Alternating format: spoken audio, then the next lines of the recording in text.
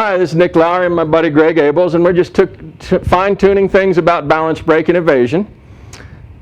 There's a common theme that comes into a lot of activity in our particular system of training, wherein we take a person's attack and we rotate it in space, causing his body to turn. I've talked about it other places. Basically, anytime we cause the body to rotate on its axis right there, we're doing a job. We like to call it balance break, and it's a form of kazushi, basically. You could make it turn the other way as well, this way too. That's wonderful. But there's a tendency to see this or feel this or place it in our minds as if we're dragging it out sideways. So if he's coming in down at me, there's a tendency to push it out here in space, to sort of be delivering energy out into the void out here, and not actually causing him to rotate in space.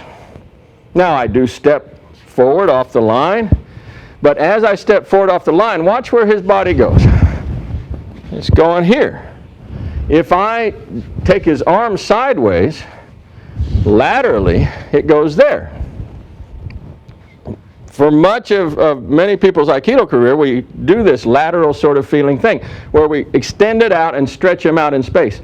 And that's usually fine.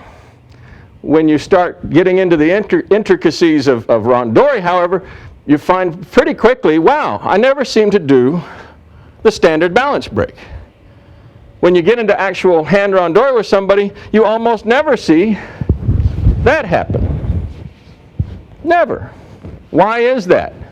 Why is that? Because if you go into that sort of activity, if he starts to track into me and drag me off my line and add energy in this lateral direction, my nervous system can allow me to open my back hip as I attack. And look at that, it gets extension. So grip down and really pull me over there. Boom, yeah, wonderful, that's so powerful. Now real slow, do it again. As it's coming on and this force is being exerted, I open my hip. Cool. I'm pushing, I start to be dragged out of the line of my activity. My center isn't being directly disrupted, it's being pulled over in a new line. And as that pulling's occurring, if I have the wherewithal to open the hip, boom, just open the hip like a gate. You have a real basic activity. Open the hip. So, lateral action is vulnerable to that form of extension. Now, if Greg comes on me, and as soon as he puts his hands into space and begins to step here, he doesn't direct his force out there into empty space, but concentrates on bringing his energy into me and distorting my posture and crumpling me. Yeah, right here. Woo, good. We went to an oshi to oshi form, but even if the arm stayed straight. Yeah. Now my line is being coiled. It's like my whole body is being spun on an axis. And I can try to open my hip or what have you, but it just coils me more. He's not eating the energy because all the energy in the engagement's being funneled back into me. So look at the difference. If let's get an angle like this maybe. If I'm pushing across, go ahead, boom. Now let's watch Greg open his hip as I do that. Whoa, yeah, great. Good. Now I'm going to push and control you, and you open the hip if you can. Yeah, right. And we end in a solid placement.